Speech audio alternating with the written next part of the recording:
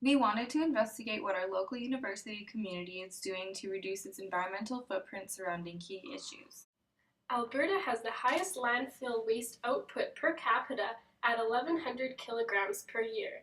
The University of Alberta has been trying to reduce its footprint and recycles 30% of its waste, as well as contributing to the City of Edmonton composting. Sustain SU is a student-run group at the University of Alberta. We wanted to better understand the group and what sort of things the student body has organized to reduce waste production. Here's an interview with Stephanie, a director from Sustain SU. When did Sustain SU start? Well, Sustain SU started as the Environmental and Coordination Office of Students in 2002, and in 2010 and 2011 we underwent a redevelopment process to become Sustain SU. And through that process we adopted a more holistic mandate focusing on not just the environment but also the economic, social, and environmental aspects of sustainability. Sustain SU defines sustainability as a decision-making process and lifestyle that balances social, economic, and environmental responsibility in a just and equitable manner. According to Environment Canada, in 2007, transportation was responsible for 27% of the total greenhouse gas emissions. Bicycling is a great alternative, however, many people, especially students, may not be able to afford a bike or might feel bicycling is an inconvenience. A recent study has shown that in order to increase bicycle use, it is important to have a positive social environment that promotes the use of bicycles and also provides services to increase the availability of bicycling resources. We have a bike library workshop where we rent out bikes for 1 month periods to students for free, actually students, staff, and faculty, so all campus community members. And we also have a workshop where people can come in and work on their bikes to get them fixed. The University of Alberta has provided every student with a U-Pass included in their tuition fees, which can contribute to the reduction of greenhouse gas emissions. Buying local is another great way to reduce environmental impact by reducing energy use for transportation and storage. It also promotes accountability to the seller. You are close enough that you can ask questions about how your food is grown. We also have a farmers market, so it started in the beginning of September and runs every 2 weeks until April. The use of paper plates is an extremely wasteful habit. It has become normal for large gatherings to use these plates for easy disposal. Unfortunately, the fact that food cannot be washed off means that they cannot be recycled. The process to make the plates includes bleaching the plates with chlorine, which is considered to be one of the most dangerous industrial chemicals used in those quantities. The timber extraction to create the pulp negatively impacts biodiversity. Using reusable plates is an easy and important step in waste reduction, especially in an environment like the university where large gatherings and conferences are common. Reusable dish program, we have 600 dinner plates, 200 appetizer plates, and 200 cups that campus community members can borrow from us for free to decrease the waste that they generate at their events. The dining hall in Lister has also switched to reusable all-china dishes to reduce waste and to save money while encouraging organic waste collection. In some cafeterias, there are reusable mug discounts which motivate people to avoid paper cups. The University of Alberta was the first university in Canada to purchase large solar-powered trash compactors. There are 4 compactors, 2 for wet waste and 2 for cardboard and paper. The compactors can reduce energy consumption by between 50 to 70%.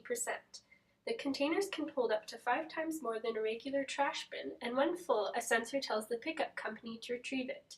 To guarantee safe operation of landfills, lower their operational costs, and extend their use, it is important to compact municipal waste. Over the last 2 decades of the 20th century, the deposition rate of plastics accelerated past the rate of production, and plastics are now one of the most common and remaining pollutants in ocean waters and beaches. Plastics make it to the ocean from inland rivers and wind currents. Many seabird species and other marine biota mistake plastics for food and ingest them regularly. Ingesting pieces of partially degraded plastic and fragments is very toxic, especially since they may absorb hydrophobic pollutants from the plastics. Also, the accumulation of plastic debris on seafloors can inhibit gas exchange, which can smother deep sediment inhabitants. Luckily, the University of Alberta does its best to dispose of its waste efficiently to reduce the amount that ends up in the environment by providing sorting bins for different recycling materials and waste compactors.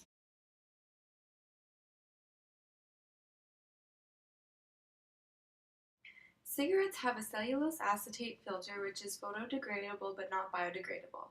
Even if UV rays break it down, it will only be into smaller pieces.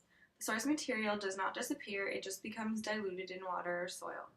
Cigarette butts are the most recovered item by the annual Ocean Conservancy's International Coastal Cleanup. The butts make their way to the ocean from being dropped on sidewalks in cities and slowly making their way into streams and rivers. There is much concern for marine animals that eat the filters by accident. The University of Alberta has installed specialized cigarette disposal bins in outdoor smoking areas. A recent study has found that college campuses with 100% tobacco-free environment had significantly fewer butts at entrances than those without restrictions. This is a valuable insight the university could consider in the future to decrease its environmental impact. Hazardous waste from laboratories could alter the natural chemistry of the environment if not handled properly. For the last 30 years, the University of Alberta has utilized a hazardous waste management service. Radioactive, chemical, and biohazardous materials are taken from labs and transported to the hazardous waste facility in Clover Bar, where further categorizing occurs and waste can be shipped to other facilities. Strict regulations occur around the labeling and secure packaging of the hazardous waste. In addition to careful disposal of lab waste, the U of A organizes a chemical exchange service for on-campus researchers.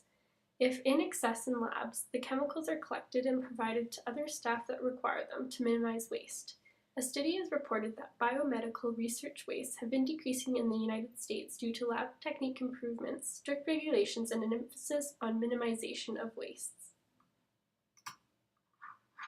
The U of A has a large district energy system that provides electricity, heat, and cooling to surrounding buildings. Using a natural gas instead of coal-burning power, greenhouse gases are reduced by 50,000 tons every year. In addition, nitrous oxide emissions are decreased with controls on boilers. Solar power is being considered for more future buildings, including some currently in construction.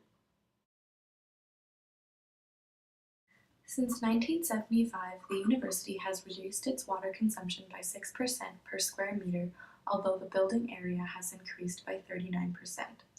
Each building on campus has a meter installed, and water consumption is measured monthly. Water efficiency gadgets include motion sensors on water taps and fixtures with low flow rates. The campus residences have now been fitted with flow restrictors on the showers, and the toilets have water dams installed. Eventually, the university will replace them with low flush models. The university uses state-of-the-art cleaning equipment, which requires 33% less water than traditional methods. This saves about 60,000 to 70,000 gallons of water per year. The Augustana campus has taken the initiative to install a 76.8 cubic meter rainwater tank, which is then used for campus irrigation. The University of Alberta uses only organic fertilizers while maintaining their grounds. During the winter, gravel is used on the university sidewalks and roads instead of salt, which can negatively affect plants. Many studies have found that plant growth is reduced due to stress caused by de-icing salts.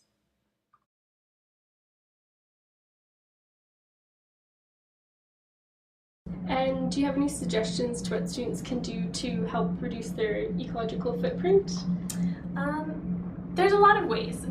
Some of them can be as simple as using reusable cups and dishes when you're going out to eat. Obviously utilizing your U-Pass because you have that, so take advantage of it to take transit around the city. We have a lot of great cycling resources within the city, so not only Sustain SU where you can rent a bike, but a lot of great trails and other organizations across the city that can help you with that. Utilizing our services obviously is another great way, and I think just being like a conscious consumer and thinking about what you're buying and how your daily activities can impact not only the environment but maybe your wallet or other people around you. Overall, the University of Alberta has made valuable contributions in reducing its ecological footprint through mindful waste removal, recycling, water reduction, and energy efficiency. Student-run groups such as Sustain SU help to involve students in sustainable practices and raise awareness.